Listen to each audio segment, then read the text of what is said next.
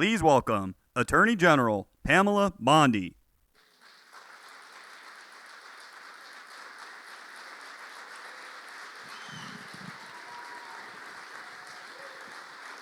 Hi, please be seated. Welcome to the Department of Justice. And I love our team. Todd Blanche, Emil Bovey, Kash Patel, soon to be Terry Cole, Gadi Saralta. Thank you all. We are going to fight to keep America safe again. President Trump has prioritized tackling our nation's fentanyl crisis, and he has taken decisive action to fight it. I want to thank our U.S. attorneys who are here today, our state attorneys general from all around the country. I see all my friends out there, my colleagues, who will work to prosecute violent criminals, get the drugs off our streets, get the gangs off our streets, and get the illegal aliens out of our country. And thank you to all of our federal, state, and local law enforcement officers who are here today who keep us safe every day and night. Thank you to all of you.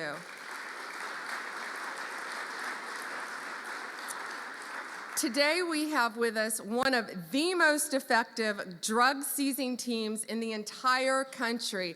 I said I wish I told them earlier, take them and put them in every major city in the country. Since January, they have saved millions of lives taking drugs and illegal weapons off the streets of Boston. And Todd, they asked us for more U.S. attorneys. I told them we're on it. Could you all please stand? This is Boston's DEA strike team. Thank you all.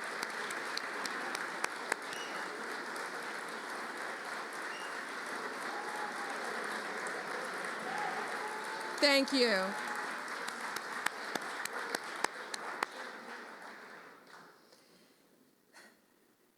We also have two angel moms here today. Anne lost her son. He was 15. He thought he was taking a Percocet at school, and it was laced with fentanyl. And he was beautiful. And I'm so sorry. But all of these people in this room, thanks to the directive of Donald Trump, are going to keep our streets safe and protect our kids. Thank you for being here.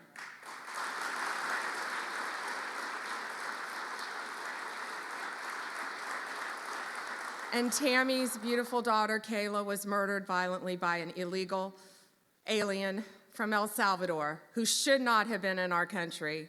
And thanks to Donald Trump, they will all be deported very soon, thanks to his work, Homeland Security, and I say the unsung hero, Stephen Miller.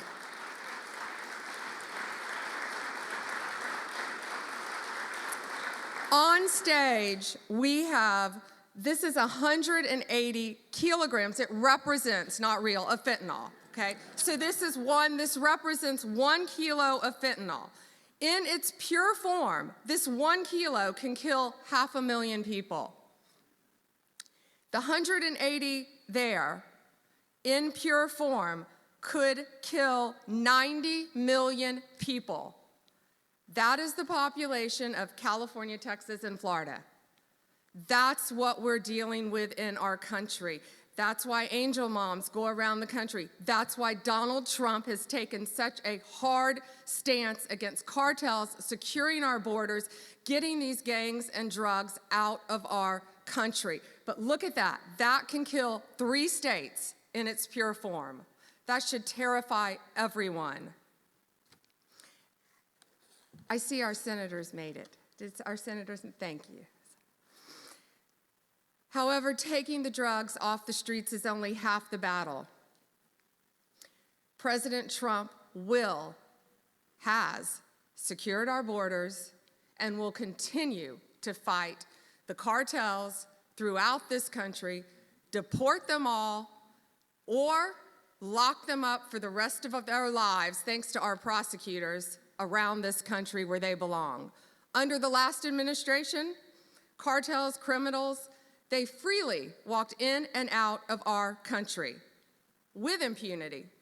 No longer. Under Donald Trump, they live in fear, and they better live in fear because we're coming after all of them.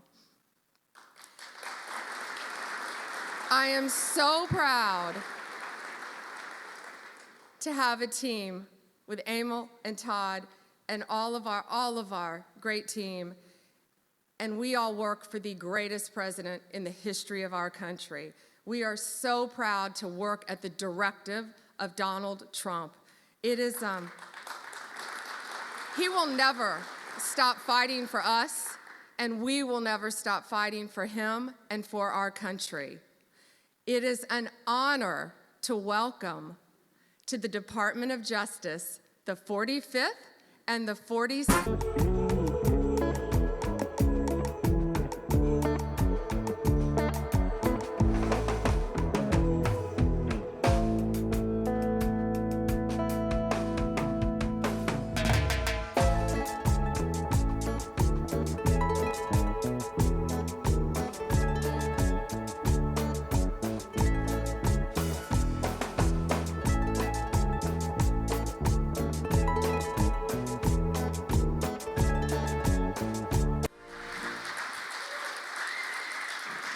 Well, thank you very much. Thank you. Thank you, Pam, very much. What a job you're doing. And it's a true honor to be with you today. This is a storied hall, if there ever was one. And based on the crowd, I think we broke the all-time record. But as we begin a proud new chapter in the chronicles of American justice, this really is something. We're turning the page on 4 long years of corruption, weaponization, and surrender to violent criminals, and we're restoring fair, equal, and impartial justice under the constitutional rule of law. And you're the people that are doing it. Very, very proud of all of you. Under the Trump administration, the DOJ and the FBI will once again become the premier crime-fighting agencies on the face of the earth. People ask me, what am I going to do about law enforcement all the time? The fake news back there, they're asking me that all the time. What am I going to do? And when are you going to do it? And I answer them by saying I've already done most of it by appointing the people that I've appointed. They're sitting right here. They've done most of it. I don't do it, they do it. Right, Pam? I think, oh, you are so tough, they just don't know yet. Let me begin by congratulating the incredible people who will lead these historic reforms. And we start with somebody that you just saw, Pam Bondi. She's extraordinary, and I've known her very well for a long time.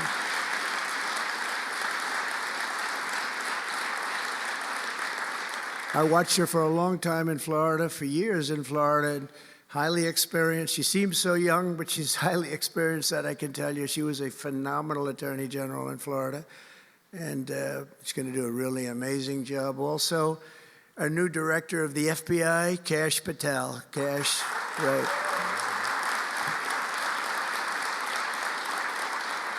A man that I'm very proud of. I've known him and Emil for a long time under tremendous pressure. I saw these guys under some of the most corrupt judges it's not even imaginable how corrupt they were. And these guys never wilted. They were not shy. They fought. They weren't afraid, and they were brilliant. Deputy Attorney General Todd Blanche and Principal Associate Deputy Attorney Emil Beauvais. And thank you both very much. Right. Great people. They're great people. The Chief of Staff, who's so highly respected, Chad Mizell. Thank you, Chad. Chad? Yeah. Thank you, Chad. Our next administrator of the DEA, Terry Cole. Terry? Thank you, Terry. Good luck. Going to do great. Senior counsel to the Assistant Attorney General for Civil Rights. Boy, I've been watching him on television last couple of weeks. He is really a tough one, and he's a great one. Leo Terrell, you watch how good he's going to be. He's going to be so good. Thank you, Leo. Great guy. Assistant Attorney General of the Antitrust Division, who's got an incredible reputation. She'll do very, very well. Gail Slater. Thank you, Gail. Good luck. Great job. And we're joined by many, many great friends and terrific friends, and I won't be able to, too many to name, but some that I just see very quickly. General Flynn, thank you for being here. There's a man who went through hell, by the way, and he shouldn't have. He's a patriot. He went through hell. We're also pleased to be joined by Senator Chuck Grassley and House Majority Whip. Where's Chuck? Hi, Chuck. House Majority Whip Tom Emmer. Tom, great job you're doing. Representative Guy Reschenthaler, one of the toughest names to say, but I got it perfectly, I think. And State Attorney General Ken Paxton, thank you very much. Thank you very much. Somebody who was with us early on, and she's really become a big star and very popular, Brenna Bird. Thank you, Brenna. Thank you very much. Steve Marshall, Alan Wilson, James Othermeyer, Chris Carr, Dave Sunday, Marty Jackley, as well as White House Deputy Chief of Staff, Stephen Miller. What a man Stephen is. Become a big star. Right, Emil? Steve Miller. Steve has been something very special. For generations, the Federal Department of Justice was one of America's most revered institutions. The men and women of the DOJ brought down the mafia, hunted down the killers, kingpins, and spies, tracked down terrorists and traitors, and tore down corrupt political machines all across America. This department commanded the respect and admiration of the entire world. And with Pam and Cash and all of the people I introduced and far more, big numbers, and all of you sitting back there, I recognize so many of you. But with you leading the way, it'll soon be the most admired and most respected of all. You're going to be more respected, and I really believe that there's also a lot of things to solve, a lot of problems to solve. But that's going to put you in the upper tier and maybe the top tier, and I believe that's going to happen. I'm so proud of the people in this room. But first, we must be honest about the lies and abuses that have occurred within these walls. Unfortunately, in recent years, a corrupt group of hacks and radicals within the ranks of the American government obliterated the trust and goodwill built up over generations. They weaponized the vast powers of our intelligence and law enforcement agencies to try and thwart the will of the American people. You remember the 51 intelligence agents that said, as an example, that Hunter Biden's laptop from hell came from Russia when they knew it came right from his bedroom. They knew that. It was a big lie, and they knew it so well. They spied on my campaign, launched one hoax and disinformation operation after another, broke the law on a colossal scale, persecuted my family, staff, and supporters, raided my home, Mar-a-Lago, and did everything within their power to prevent me from becoming the President of the United States.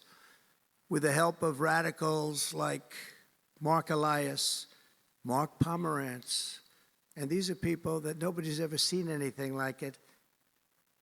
So many others, but these are people that are bad people, really bad people. They tried to turn America into a corrupt, communist, and third world country. But in the end, the thugs failed and the truth won. Freedom won, justice won, democracy won, and above all, the American people won. There could be no more heinous betrayal of American values than to use the law to terrorize the innocent and reward the wicked. And that's what they were doing at a level that's never been seen before. And it's exactly what you saw with Joe Biden, Merrick Garland, and their cronies to do the building of the last 4 years. What they've ripped down is incalculable. But what you're going to build up is likewise something that will be breaking all sorts of records. They set loose violent criminals while targeting patriotic parents at school board meetings. They dropped charges against Antifa and Hamas supporters while labeling traditional Catholics as domestic terrorists. The Catholics, we did very well with the Catholic vote, so I want to thank them for that. They really did, record numbers. I would say, what's with the Catholics? They're really after the Catholics, so I don't know. They were after a lot of people. Maybe they didn't even know why. They imported illegal alien murderers, drug dealers, and child predators from all over the world to come into our country while putting elderly Christians and pro-life activists on trial for singing hymns and for saying prayers. They went to jail for that. Our predecessors turned this Department of Justice into the Department of Injustice.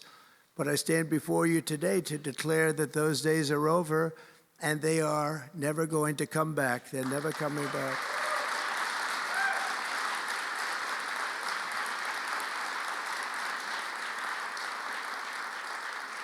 So now, as the chief law enforcement officer in our country, I will insist upon and demand full and complete accountability for the wrongs and abuses that have occurred.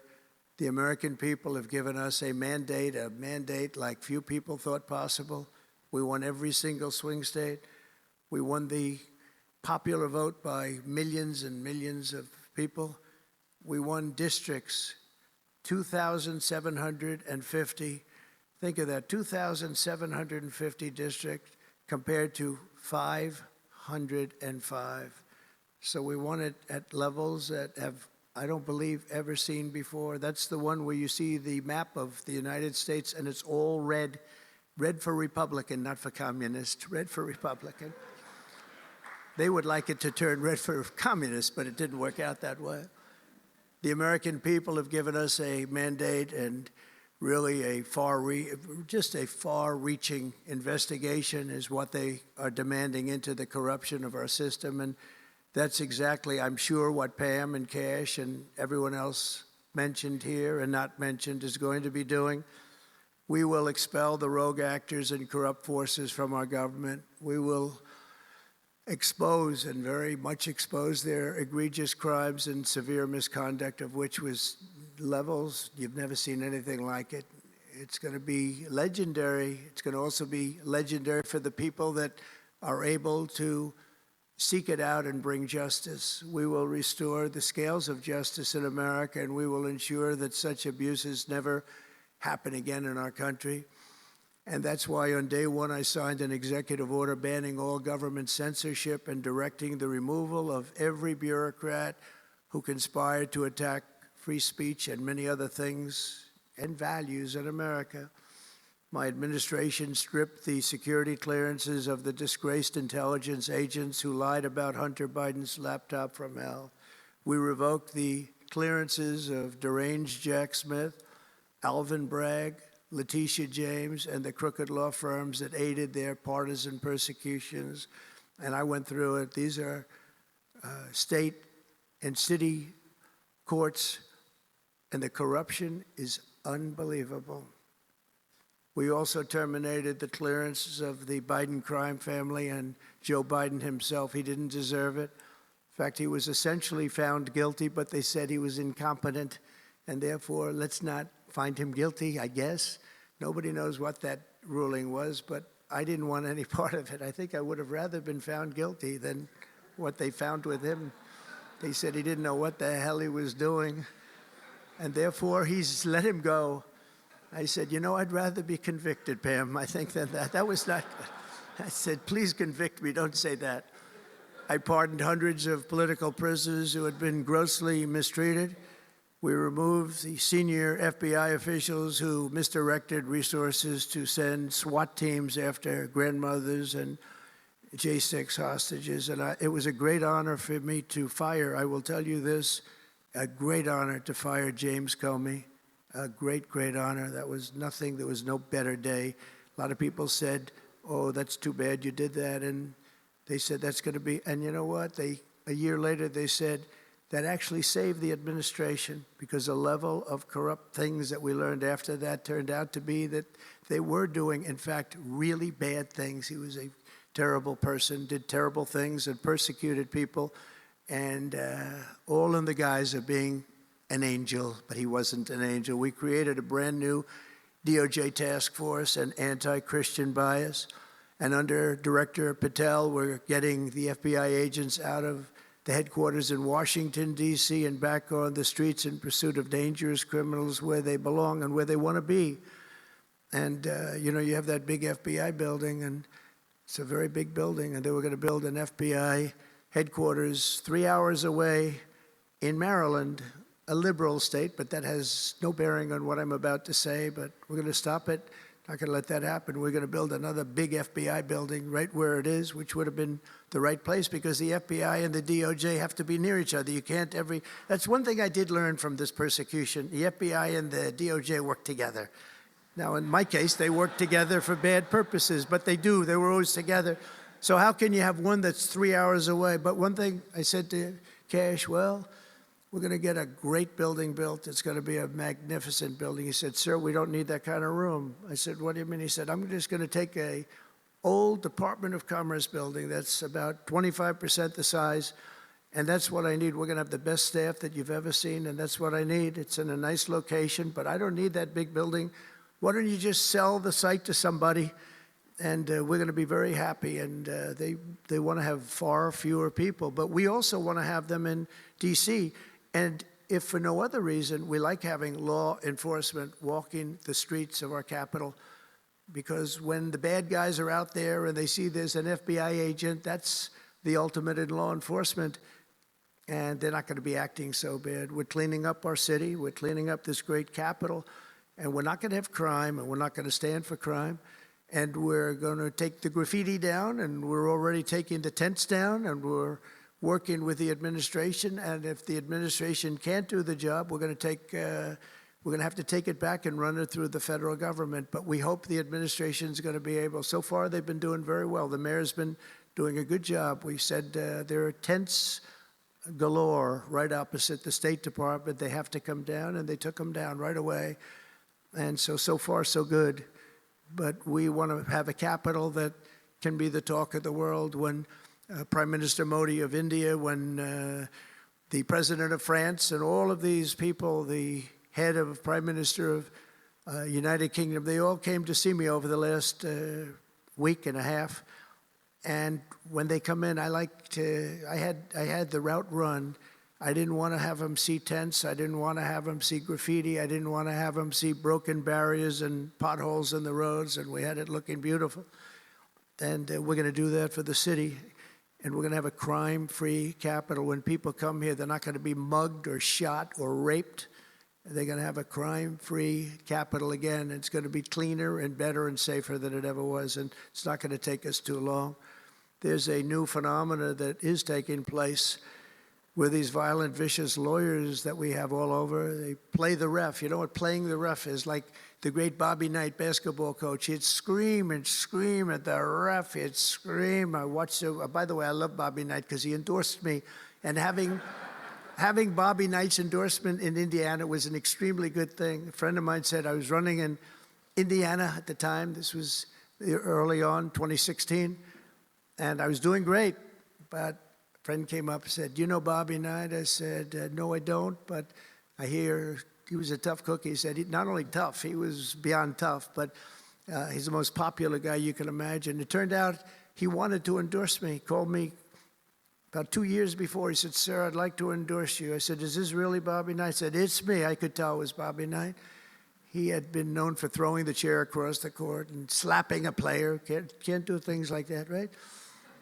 And the man that came in fired him. He was a new administrator for the college. That guy didn't last very long. They were like 14-0, and they fired Coach Knight. That was not good, but he had a little chip on his shoulder. But he loved Trump, and he came in, and he said, I'd love to endorse you. He said, if you ever run, please call me. So he said, you know Bobby Knight? I said, well, I don't know him, but he called me a couple of years ago. It was an amazing phenomenon. I took his number, and on each side of my desk in New York, I had stacks of paper, like nice and neat, but about 2 feet high each. And I said, you know, I wrote his number down and I put it here 2 years ago. And I said, let me see if I can find it. It was almost like a miracle. I had other miracles that happened too. My ear is still throbbing. That was a miracle. That was a miracle also, wasn't it? That was a miracle also. How are you? Thank you. Thank you, Leo. Thank you. Thank you, my man. That was a miracle. Anyway, okay, that's it. That's very nice, thank you. But, so he said, Bobby Knight. So I said, I put his name down and I wrote it down. It's in one of these stacks. I lifted up. There would have to be 2,000 to 3,000 pages in each stack. I lifted it up, the first one, had no idea. And there was his name on a little card, Bobby Knight with his number. It was like incredible. I tell that story all the time. And I called him and dialed a number. He said, I've been waiting for you to call. And he went out and he made a speech for me in a packed arena in Indiana, and it was over. It was over. He was a tough guy. He actually went a little far, if you remember. He made a great speech because he was actually a motivational type guy, to put it mildly. But he left the stage, and then I'm talking, and he walks back onto the stage. I said, uh-oh, this is trouble. Why is he coming back? He was a big guy, too. Why is he coming back? He said, may I say a few more words? I said, yeah, go ahead, Bobby, say a few more words, a little different. And he said, and let me tell you something about this guy, Trump. This guy, if he has to, will use the nuclear weapons that we have. He will use he has no fear. He's going to use, and that's the kind of guy. And he walked off the stage. I said, I think I'm in big trouble, Pam. That was not good, but it worked out okay. In the meantime, we won the state in a landslide, and it was great, and it was just an amazing period of time. But this is the most amazing period of time. I think this is more amazing. What's taken place is more amazing. I think it's more consequential, and if we do the job, one of the big media outlets said what we did was the most consequential election in the last 129 years. Well, if we do the job that we're all capable of doing, I think it's going to prove to be that and then some, and that's what we want to do. We have a real big shot at making this country so great, so great. What happened to our country was so sad. What they've done in 4 years to our country with the borders, with Afghanistan, the most embarrassing period of time, allowing the Russian situation, it was never going to happen, with Ukraine. Allowing October 7th to happen would have never happened, because under me, Iran was totally broke. They had no money. They weren't giving any money to Hamas or Hezbollah. It was totally broke. But allowing inflation, look at what inflation's done to people, been so devastating. And now you see that, by the way, price of eggs is down 35% in the last week and a half. We're doing a good job. Brooke is doing a good job. Brooke Rollins and everybody.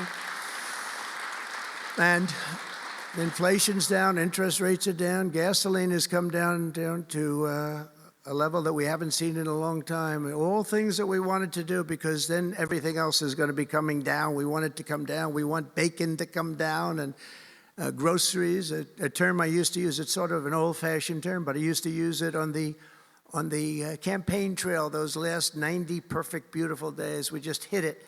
And I want to thank Susie. You have done a great job, Susie Wiles. Great job, Susie. A big magazine just named her the most powerful woman in the world, and that's okay with me. She is the most powerful woman. You think about it, John, right? The most powerful woman in the world, but she's great.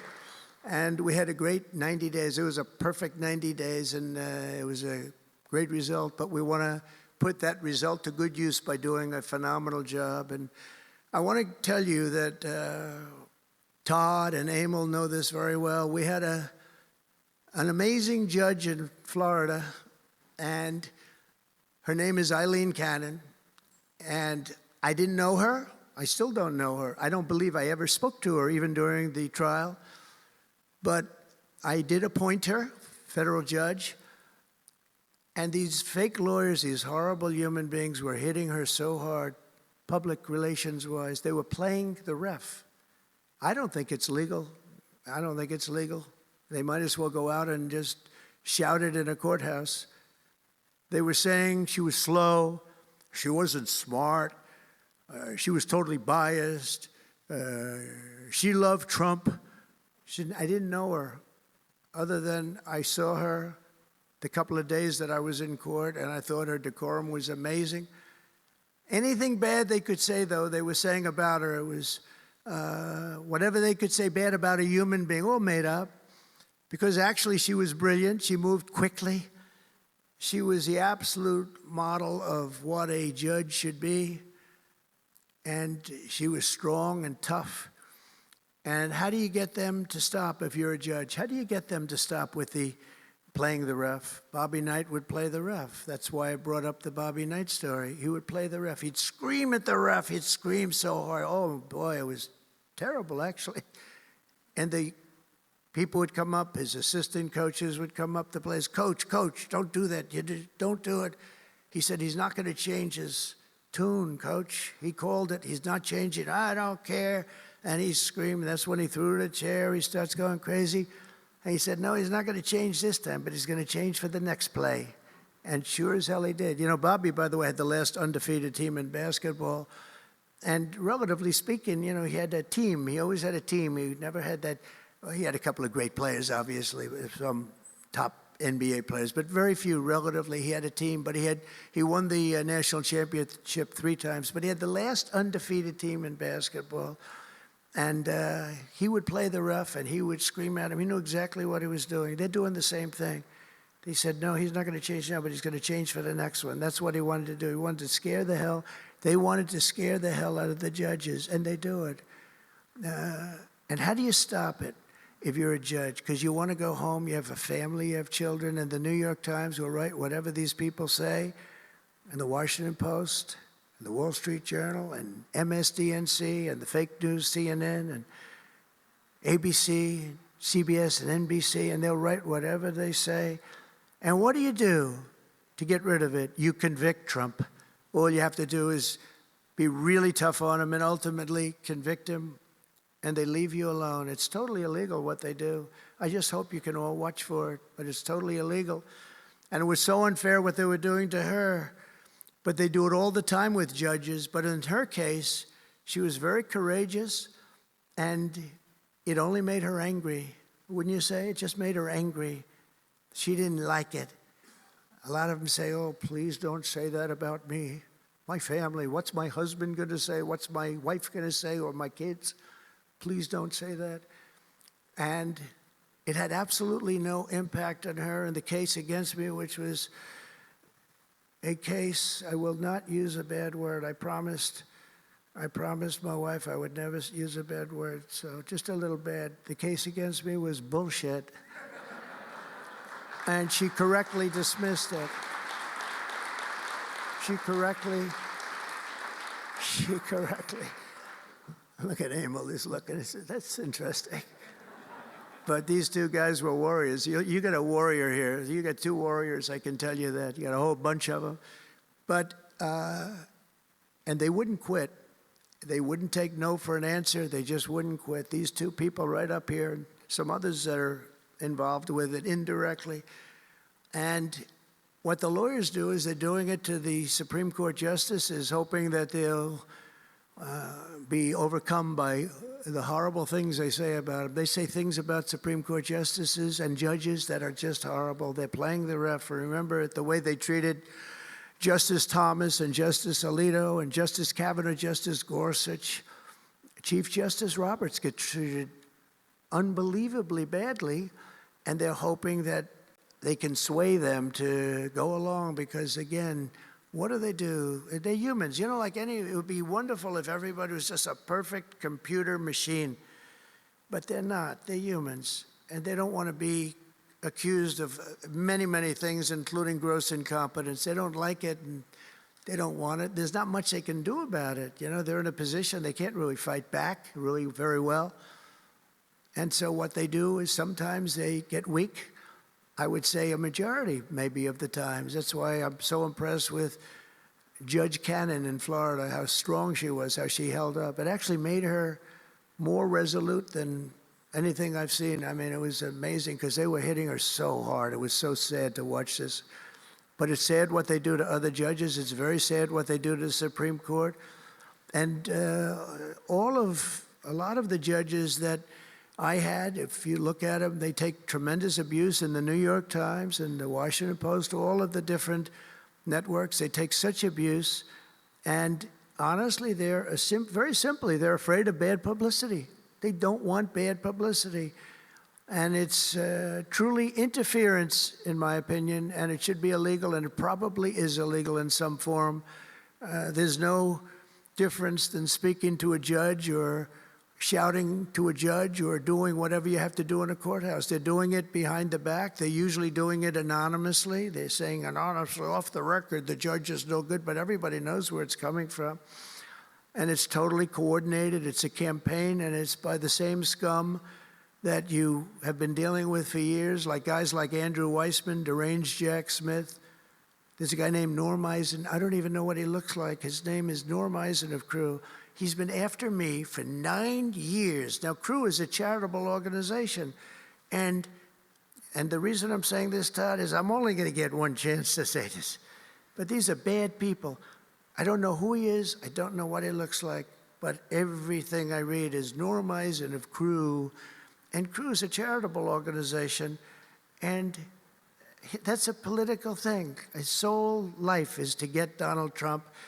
And he's been vicious and violent, and he's trying, and he probably had pretty good success over the years. But with me, how did he do? I think I'm president. Am I here because I'm president? But we had to take all of that abuse. Even during the trials, we had to take tremendous abuse. Like, these wonderful guys, they're not legitimate people. They're horrible people. They're scum. And you have to know that. And you're going to have these cases where you can't allow yourselves to be deflected. You just can't let it happen. You have such a higher calling. And I believe that CNN and MSDNC, who literally write 97.6% bad about me, are political arms of the Democrat Party. And in my opinion, they're really corrupt and they're illegal. What they do is illegal. It makes no difference how big a victory I had. I can have the biggest victory in history. It makes no difference what kind of a failure the other side has. These people are going to go after me. And I said it during the big speech on Tuesday night. I said about Democrats, and I don't like that. I have great respect, by the way, for what Schumer did today. He went out and he said that I'm going to have to vote with the Republicans because it's the right thing to do. I couldn't believe what I heard. But, I think he's going to get some credit for it. I think. Let's see what happens tonight with the big vote as it comes. But these networks and these newspapers are really no different than a highly paid political operative. And it has to stop. It has to be illegal. It's influencing judges, and it's really changing law, and it just cannot be legal. I don't believe it's legal. And they do it in total coordination with each other. And everything we do, we're restoring law, restoring order, and restoring public safety in America. That's what we want to do. And we're bringing honor and integrity and accountability back to the highest levels of the FBI, DOJ, and throughout our government. We're bringing our country back faster than anyone ever thought possible. We're working so hard at doing it. And we want fairness in the courts. The courts are a big factor. The elections, which were totally rigged, are a big factor. We have to have honest elections. We have to have borders. And we have to have courts and law that's fair. Well, we're not going to have a country. Crooked Joe Biden got us into a real mess with Russia and everything else he did, frankly, but he didn't know about it. And he, generally speaking, signed it with AutoPen. So how would he know? That AutoPen is a big deal. I don't know. They're having who's doing this? So when my people come up, Will and all of the people, Steve, they come up and, sir, this is an executive order. They explain it to me, and 90% of the time I sign it. 99% of the time I say do it, but they come up and I sign it. But you don't use AutoPen. It's number one, it's disrespectful to the office. Number two, maybe it's not even valid because. Who's getting him to sign? He had no idea what the hell he was doing. If he did, all of these bad things wouldn't be happening right now. But we're going to get you back into a great position, and we've already started. They say that we had the most successful first month of presidency. Not a long time, but it's still a lot. It's like if you're a golfer, sinking a 3-foot putt on the first hole gives you confidence to sink something on the second hole. But if you miss that first putt, you don't like to have the putt on the second hole and the third hole. It could be a very bad experience. It's nice to get that first month, and now we have more than a month. Now we have a month and a half, and it's going really, really well. I can tell you as a little secret, although the cameras are blazing back there, so it's not that much. But I think we're doing well, as you have been hearing about Ukraine. I think we're doing now well with Russia. We're speaking with President Putin. We want to get the war over. Not only have we spent maybe $350 billion to Europe's, think of that, $350 billion to $100 billion, and yet we're across the ocean far away, so it shouldn't have been that way, but Biden let that happen too. And we're getting a deal where we're going to get that back, but much more importantly are the lives that we're talking about. On average, 2,000 young people are being killed every single day. Now, they're not from here. They're from nowhere close to here, but they're young people. They're human beings, and they have parents. They have sisters and brothers, the mothers and fathers, the friends and the families and the towns where they grew up. And they're losing, on average, 2,000, even 2,500 a week. And I want to get it stopped. And we've had some very good calls today with Russia and with Ukraine. They've agreed for a ceasefire if we can get it with Russia. And it's not easy. It's a tough one. But I think we're doing it. And as the Secretary General said yesterday of NATO, a terrific guy, he said without Trump, we wouldn't be talking about it. It would just go on for years, and millions more people, millions of people have been killed, but millions more people would be killed. And he said it was a great honor. Without me, it would just keep going on. We're looking for the ceasefire now with Russia, and we've had some very good talks about it. We've had some very good responses. And I can tell you that there was a case where there would have been no war if I were president, and it's just 100% would not have happened, would never have happened. I used to speak to President Putin a lot about it. I said, don't do it. Don't do it. I won't tell you what the consequence was. I won't tell you what but if he believed even 5% of what I said, then he would say, I'm not going to do it. And I think he did. But we had a good relationship, and we had a professional relationship, and his respect for this country. And I think we've had some very good results. So, you know, I haven't been able to say that to anybody else. I haven't wanted to say it until just before I came here. I got some pretty good news. So, but we have to see what happens. It's still a long way to go. The fighting is unbelievable. Russia has a large group of Ukrainian soldiers, as we speak, surrounded and in grave danger. They've been able to surround them. They're in grave danger. Biden should have never let this war happen. First of all, you don't want to pick on somebody that's a lot larger than you, even with the money. There's a lot of money that we gave them and a lot of equipment. We make the best military equipment in the world, but even with all of that, it's unbelievable. Right now, you have a lot of Ukrainian soldiers that are encircled and in grave danger, and I've asked them not to kill those soldiers, please, not to kill those soldiers. We don't want them killed. It's such a shame to see what's happened. A thing like that would have never happened. Inflation would have never happened. October 7th would have never happened. Israel, Iran had no money. They were totally broke. Think of it. They had no money to give to anybody. They were totally broke. And within a short period of time, as soon as Biden came in, he took out all the sanctions. In China and everybody else that wasn't buying oil from Iran was buying it at levels that they never spent before. And it was a sad thing. And if you look at Afghanistan, that was probably what got Putin started, because when he looked at how horribly we looked, I think the most embarrassing day, not that we got out because we were getting out. I would have been out faster than them. I was the one that got it down to the right level.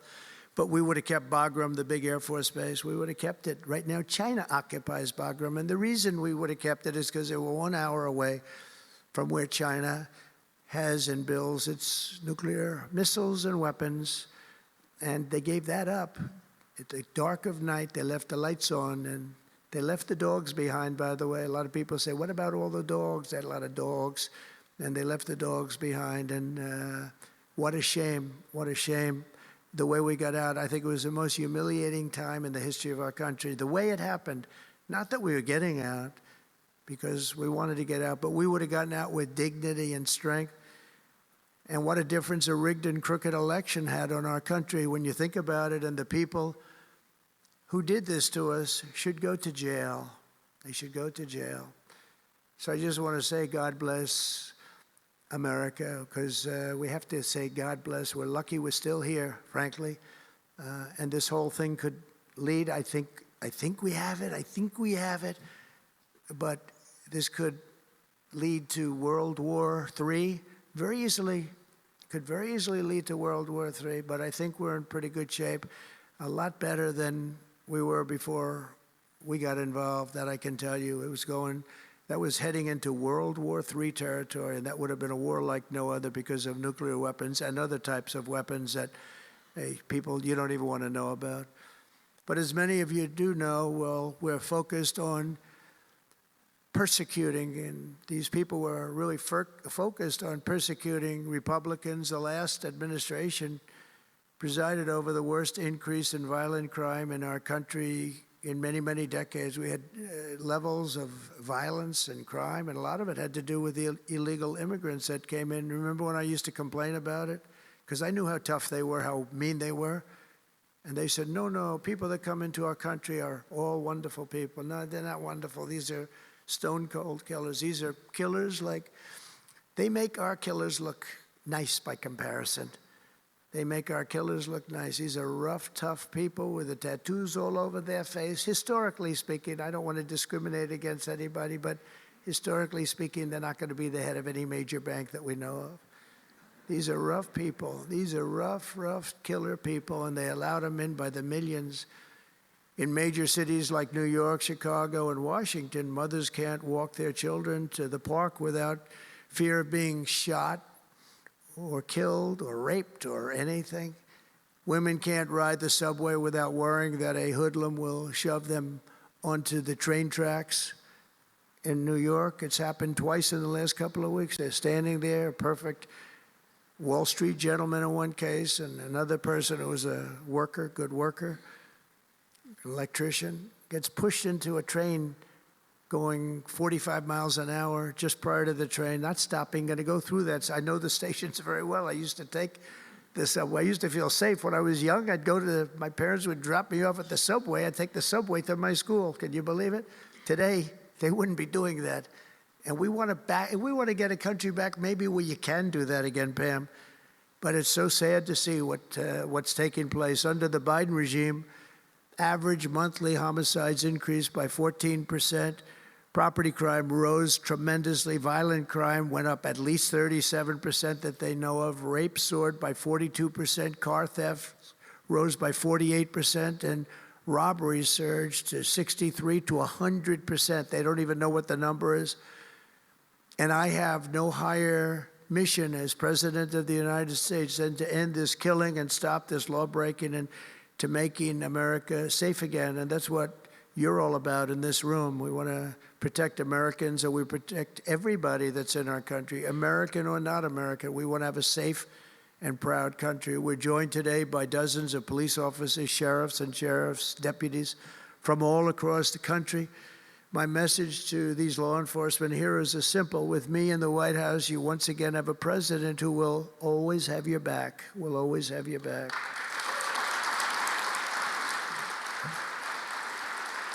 Thank you, fellas.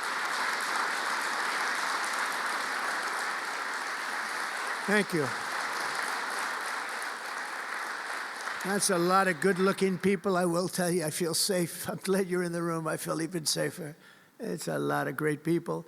On day one, I signed an executive order directing Attorney General to ensure that anyone who murders a police officer immediately, with as fast a trial as we can have, gets the death penalty.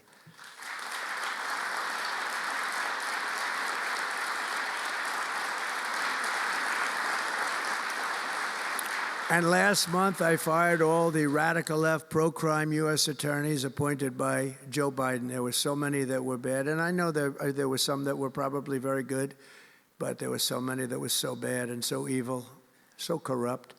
Instead of having Marxist prosecutors who want to put police officers in handcuffs and go after a police officer rather than a criminal, I appointed patriotic, tough-on-crime warriors who will partner with police to put dangerous offenders behind bars, put them in jail. We're fully reviving 1033 program to provide state and local law enforcement with surplus military equipment, that we have so much of it. I did it in my last administration, and I remember Obama wouldn't do it. He wouldn't do it before me, would not do it, because he thought it made them look too strong, too military. I said, no, that's what I want them to look like. I want them to look strong. And it was protective, defensive equipment. We had billions of dollars. I gave it out, and now I'm going to have a chance to give it out again. They didn't want to do it with Biden, and Biden didn't know why. I didn't, if they would have asked him, he wouldn't have been able to answer the question. He could never answer a question. They said my press conference yesterday was longer than all of Biden's press conferences put together for the last 4 years. And I don't know if that's true, but it was close. And perhaps most importantly, we're securing our border and repelling the invasion of America. We have, you see the numbers have come down. So, and Tom Homan and Christie have been incredible. Christie Noem, Secretary, she's done great. And Tom Homan is, I don't know if Tom Homan's here, but wherever he may be, I think he's chasing people out of our country. If he was here, I'd almost be disappointed. What are you doing, Tom? But he's a fantastic guy, and he's a brave guy. Over the past 4 years, other countries emptied out their prisons and jails, mental institutions, and insane asylums, and sent the killers, drug smugglers, and bloodthirsty inmates from the filthiest dungeons of the world straight into the USA. And open border. We had an open border policy. Anybody could come in, no matter what you were, no matter where you came from, no matter what you looked like, no matter what you were doing, no matter what you did, no matter how many people you murdered, you could come right into our country. We have murderers right now walking the streets.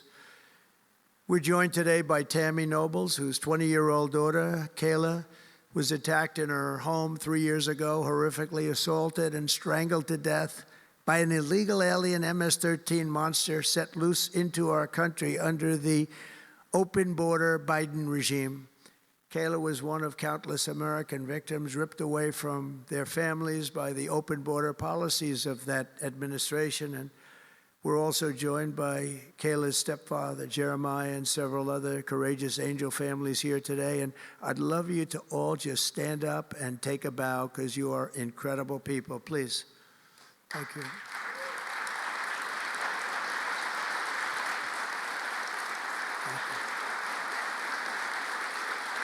Thank you.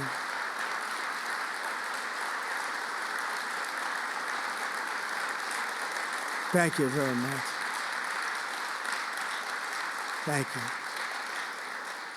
But I want you to know that we are working every day to expel these savages from our country and ensure that what happened to your loved ones will never happen again. So their legacy is going to be a great one. Thank you all very much. We appreciate it. On day one of my administration, I declared a national emergency on our southern border. In our first full month in office, we achieved the lowest level of illegal border crossings ever recorded, okay? Even lower than 4 years ago. For years, Democrats and the media kept saying that we needed new legislation. We had to have new legislation. We needed it immediately, and I never had legislation. I had the best border in the history of our country for almost 4 years. And by the time I got out, we had the lowest numbers ever. My favorite chart of all time was brought down that day. And on that chart said we had the lowest numbers ever. But it turned out that we really didn't need new legislation. All you needed was a new president.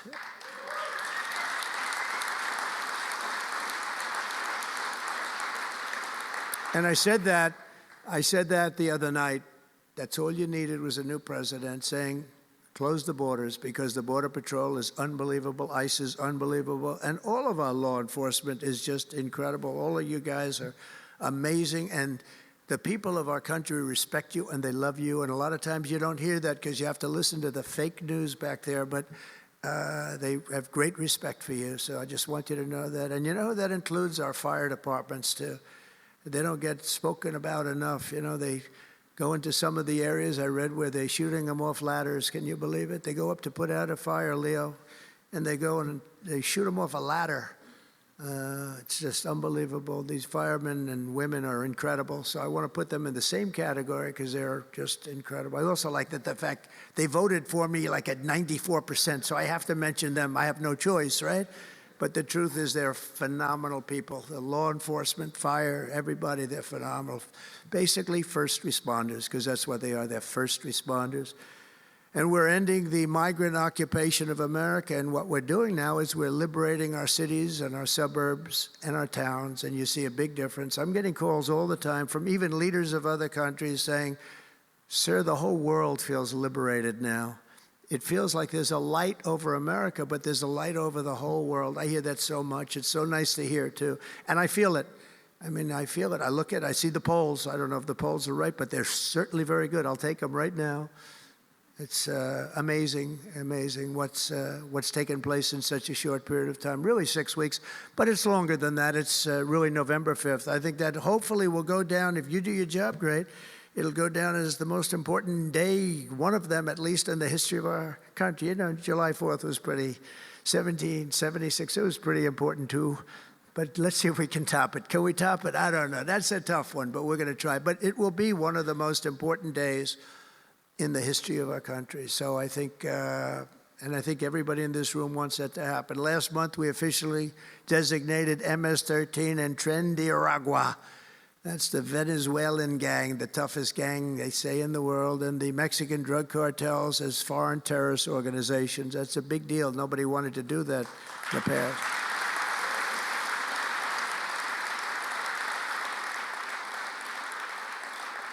And by the way, we've caught hundreds of them, the Venezuelan gang, which is as bad as it gets. And you'll be reading a lot of stories tomorrow about what we've done with them. And you'll be very impressed, and you'll feel a lot safer, too, because they are a vicious group. They went into Colorado. They took over areas of Colorado. They sort of were like me. They were in the real estate business, but they didn't go out and get financing. They just took over a building and kept it. And they said to the tenants, get the hell out of here. One man called the police, and they cut off his fingers. And they say, you call again, your other fingers, and you call a third time, and you're dead. These are tough people and bad people, and we're getting them out of our country. And some are so bad, we don't want to get them out. We have to put them in jail because we don't want to even take a chance that they can come back. Thanks to our efforts, Mexico recently handed over 29 of the biggest cartel leaders, including the depraved kingpin charged with the 1985 murder of DE agent Kiki Camarena. And that was a big deal, if you know. They've been looking for this person for years, many years, and we got him. This evil killer will be now prosecuted to the fullest extent of the law. And we know that, let's put it this way, I have to be nice. It's a very strong case.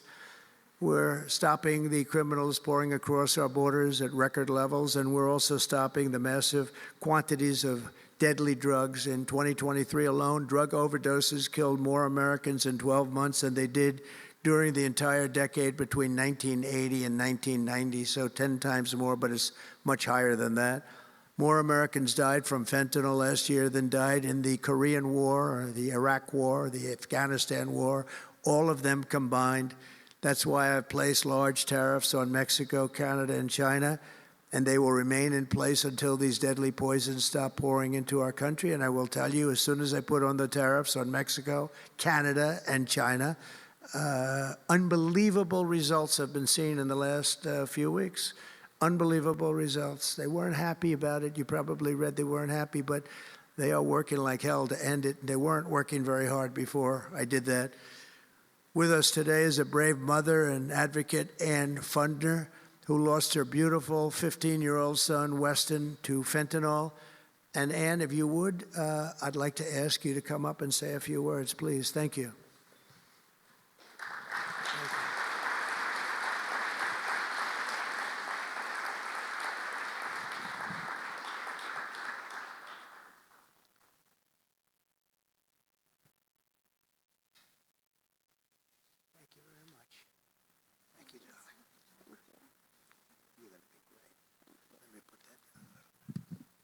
Thank you.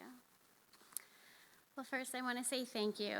I think this is the biggest honor of my entire life, being on stage with President Trump. But I want to tell you a little bit about my son, Weston, who absolutely loved President Trump. He had a beautiful Trump 2020 flag hanging in his bedroom, and he had it on the beach one day, and we took a picture, and it became our 2020 Christmas card with the most perfect slogan for President Trump: peace on earth. What would happen in the next 4 years would be devastational to our country and our safety of our children. And in 2022, Weston lost his life, a freshman in high school at the age of 15, from a single pill that took his life. The cartels were allowed to operate on American soil and took hundreds of thousands of American lives. And so we knew there was only one person that could save us from the devastation on our American soil, and that was President Trump. And so in 2024, we did the best thing that we could do to keep America safe again, and we elected President Donald J. Trump. Thank you. Thank you. Thank you.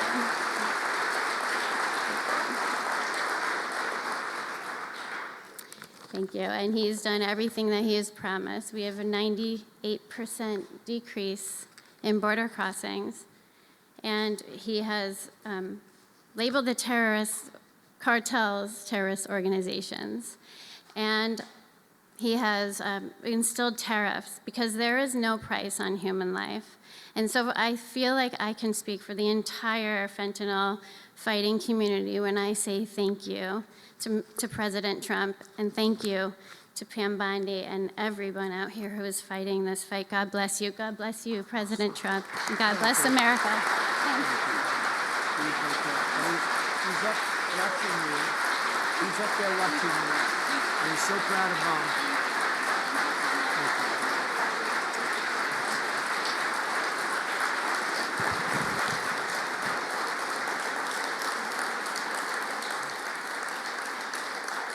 Thank you, Ann, very much.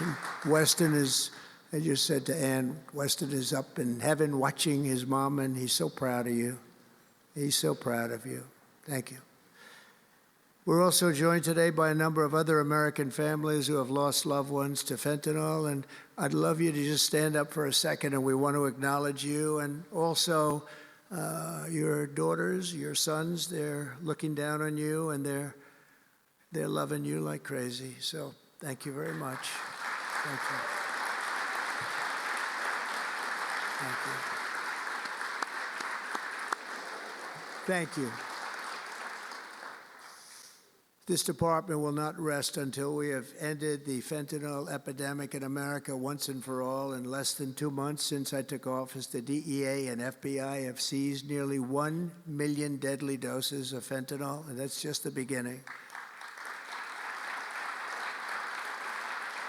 At my direction and working with Pam and everybody else, we've launched an all-out war on fentanyl traffickers, and it's a war that we're going to win. We're going to win this war. I spoke with the president of Mexico, very nice woman, very fine woman, and I said, let me ask you, you're sending a lot of drugs into our country. We're not liking it at all. Can't do that. But I said, is Mexico, does it have much of a drug? She said, no, we're not a consuming nation. I thought it was an interesting term. And I said, why?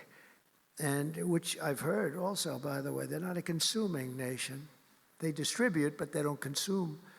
But I said, why are you not a consumer? Well, we're very close with family. I said, so we're very close with family, too. I mean, our families are being devastated, and we're just as close. Why else?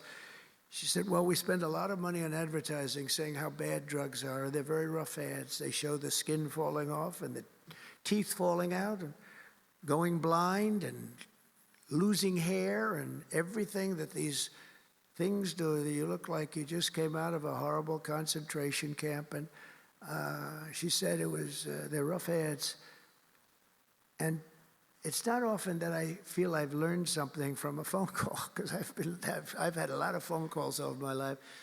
But I realized right then and there what a great idea that is. And we have hired, Susie, a great person who did a lot of our campaign work, and we've come up with an advertising campaign that's, I think, really incredible. More than anything else, it's terrible to watch. Terrible to watch. It's the only way it's going to work. And I would be, because we got the numbers down, 18% would have a blue ribbon committee headed by the First Lady of the United States, who everyone loves, and some of her friends. And, you know, they work so hard, but it's a tough deal. They're dealing with very smart and very vicious people. You know, some of those businesses, those cartels are run better than any business in America. They say they're run incredibly, not just here, they all over the world. They're run like a major business, but in many cases better. And I said, we got it 18% down. Well, 18% is incredible. It's like a record, but when you think of it, it's not very much. And the way you get it down, if you want to get it down to close to 100%, is with the death penalty. But I think maybe America is not ready for that. China has the death penalty. Singapore has the death penalty. Various places have the death penalty. Wherever you have the death penalty, you don't have drugs. But I just don't know if this country is ready for it. So I tell people, and it's always an option, but I don't know. I just don't know if you're ready for it, and that's okay. It's nothing you can do. But what we're going to do is we're doing this campaign, and I think we can get it down 50% with this campaign, because when people see all the horrible things that these drugs do to you, we're especially focused on fentanyl. When they see all of the horrible things that happen when you take drugs, how you look, you lose your look. Everyone's vain. They don't want to lose their look. The look is so important. And I think when they see these things, they may say, you know what, I'm going to take a pass. But there is big danger. Pam and I were talking about it before. A lot of people are taking fentanyl and not even knowing. They think they're doing something else, or maybe taking another drug, but at a much lower level. And they die. You can put on the pin, think of this, the head of a pin, fentanyl, and it's too much, and it will kill the strongest person in the room. And it's amazing. But we're going to do this campaign. It's going to be launched fairly soon, Susie. And I think it's going to have a big impact. I think if we got it down by another 30, 35 points, and I really believe we can. I think that's an incredible idea. So I thank the president of Mexico, actually. It was a call on tariffs, and we talked about drugs. And she gave me an idea that I think will be very successful, and based on what I saw, it's going to be amazing.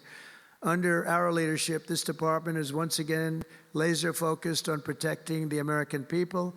We're defending our borders, our streets, our children, and our good, really God-given, this is God-given rights and liberties once and for all. We're going to defend our country, and we're going to defend our rights. Etched onto the walls of this building are the words English philosopher John Locke said, "Where law ends, tyranny begins." And I see that, and I saw it over the last 4 years when somebody was allowed to attack viciously with this department and the FBI his political opponent. How did that work out? Didn't work out too well, but it wasn't pleasant. It wasn't pleasant. I was attacked by a political opponent, and probably it helped that I was attacked more than anybody in the history of our country. Alphonse Capone, the great Alphonse Capone, legendary, Scarface, was attacked only a tiny fraction of what Trump was attacked. And maybe it worked out well. I don't know. If I had to give it up, I probably wouldn't, but only because I've gone through it. But I wonder what the difference would be. Maybe they helped get me elected by those margins, the big mandate that we received. But you can't go after your political opponent. Nobody's ever seen anything like it, actually. And hopefully they won't see anything like it. But now, with the return of law and order, the entire world is witnessing the triumph of American justice and American freedom. That's why we're here today, gathered with people that have love for our country. In the coming years, we will revive the storied legacy of this department, and it's happening right now. You can feel it. And rekindle the spirit of the great lawmen and legal lions of the past, Americans like Wyatt Earp, Elliot Ness, Frank Hammer, Rudy Giuliani. Rudy Giuliani had to suffer greatly, greatly. The greatest mayor in the history of our country had to suffer greatly. Ed Meese, Antonin Scalia, Robert Jackson, and Robert F. Kennedy. We will rebuild pride in our institutions. We will restore the prestige of this great department, and we will bring back faith in our justice system for the citizens of every race, religion, color, and creed. And I want to just tell you that this has been a great honor. I was asked to do it, and I said, is it appropriate that I do it? And then I realized it's not only appropriate, I think it's really important. And I may never do it again. I may never have another chance to do it again, because this is something that I'm leaving to the greatest people I know, the best people, the smartest people, the toughest people I know. And they're going to do an incredible job. And it's an honor for me to have won this election so that I can appoint these people to do their job, and they're going to do it like you have never seen. So I just want to wish all of you good luck. It's going to be an interesting journey. Not going to be easy, but you're going to win. You're going to win, win, win, and fight, fight, fight. And it's going to end up being a tremendous result for this country. So thank you all very much. God bless America. God bless you all. Thank you.